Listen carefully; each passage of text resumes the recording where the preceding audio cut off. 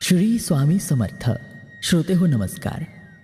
आपण श्रवण करत आहात अनंत कोटी ब्रह्मांड नायक राजाधिराज योगीराज परब्रह्म श्री स्वामी समर्थ महाराज पुण्यतिथी कथा.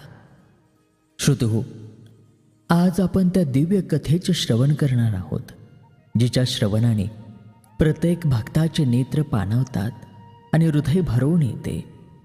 श्रोते हो, स्वामी हे केवळ एक संत नव्हते, ते साक्षात परब्रह्म होते. श्री दत्त गुरूंचे अवतार होते. पण प्रत्येक अवताराला आपली इहलोकीची यात्रा संपवावी लागते. स्वामींच्या पुण्यतिथीच्या काही दिवस आधीपासूनच अक्कलकोटच्या वातावरणात एक वेगळी शांतता पसरली होती. चैत्र महिना सुरू होता. ज्या स्वामींना भक्त प्रेमाने काजू, बदाम, पेढे, बर्फी, विविध मेवा अर्पण करायचे, त्या सर्व पदार्थांचा स्वामींनी अचानक त्याग केला होता.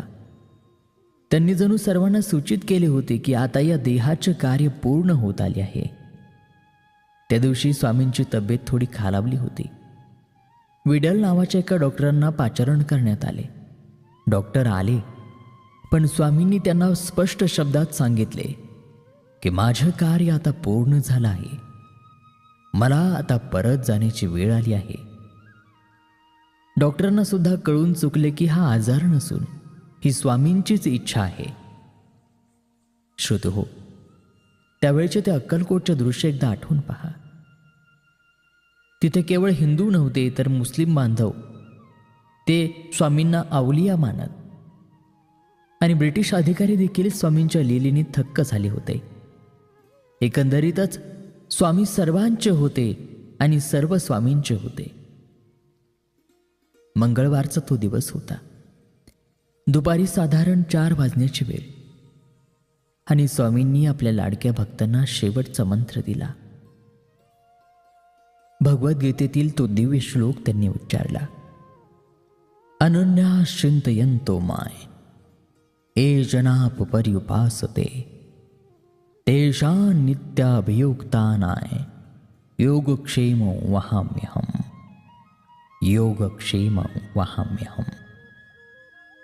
स्वामींनी या श्लोकामधून आश्वासन दिले की जे मला अनन्य भावाने शरण येतात त्यांच्या योगक्षेमाची काळजी मी स्वतः घेतो.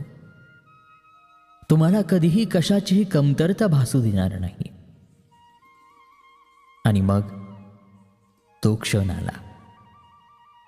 स्वामींनी आपले नेत्र मिटले आणि त्यांचे प्राण अनंतात विलीन झाले. संपूर्ण अक्कलकोटमध्ये हाहाकार माजला. लोकांच्या काळजाचा ठोका चुकला. पण स्वामींचे परमभक्त चोळप्पा मात्र स्थिर होते. स्वामींनी आधीच चोळप्पांना आज्ञा केली होती की एक खड्डा खणून ठेवू.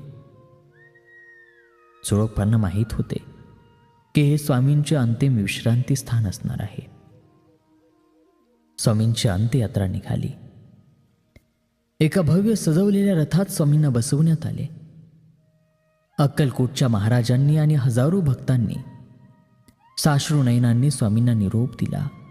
रथासमोर शंखनाद, ढोल, ताशे आणि दिगंबरा दिगंबरा श्रीपाद वल्लभ दिगंबराचा जयघोष होत होता. जेव्हा स्वामींचा देह त्या समाधीच्या ठिकाणी आणला गेला, तेव्हा प्रत्येकाच्या मनात एकच विचार होता, आता आमचं काय होणार? पण स्वामींनी जाताना सांगून ठेवलं होतं, हम गया नहीं, जिंदा है. भिवू नकोस, मी तुझ्या पाठीशी आहे. श्रोते, स्वामी गेले नाहीतच, त्यांनी फक्त आपले रूप बदलले. ते आजही आपल्या प्रत्येक भक्ताच्या हाकेला धावून येतात. आजही अक्कलकोटमध्ये त्यांच्या समाधीसमोर उभे राहिल्यावर तोच अनुभव येतो. जणू स्वामी आजही आपल्याला तिथे बसून आशीर्वाद देत आहेत. म्हणूनच दरवर्षी जेव्हा आपण चैत्र कृष्ण त्रयोदशीला स्वामींची पुण्यतिथी साजरी करतो, तेव्हा आपण दुःख करत नाही, तर त्या महाशक्तीच्या अस्तित्वाचा, त्यांच्या कृपेचा सोहळा साजरा करत असतो. स्वामींची ही पुण्य पावन कथा, पुण्यतिथी कथा आपल्याला बोध करते की स्वामींना अनन्य भावाने शरण गेलो तर स्वामी आपल्या सर्व योगक्षेमाची काळजी स्वतः घेऊन आपल्या त्या भक्ताला कधीही निराश करत नाहीत. कितीही मोठे संकट असो, दुःख असो, त्यातून तारून नेण्याचे कार्य स्वामी करत असतात. फक्त आपल्याला एवढंच कार्य करायचं आहे की अनन्य भावाने त्या परब्रह्माला शरण जायचं आहे. मग बघा, तर आशा आहे स्वामींच्या पुण्यतिथीची कथा हा व्हिडिओ तुम्हाला आवडला असेल. ही कथा हा व्हिडिओ जास्तीत जास्त स्वामी भक्तांपर्यंत अवश्य पाठवा.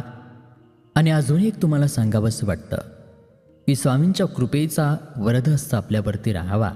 त्यांच्या कृपेने आपल्या अनेक समस्यांचं निराकरण व्हावं, यासाठी काही ईबुक्स आहेत जे आपल्या मीड4 मराठीच्या प्रेक्षकांसाठी, श्रोत्यांसाठी अल्प दरामध्ये उपलब्ध करून देत आहोत. त्या सर्वांच्या लिंक्स डिस्क्रिप्शनमध्ये दिलेल्या आहेत. त्यावर जाऊन आपण त्याची खरेदी करू शकता.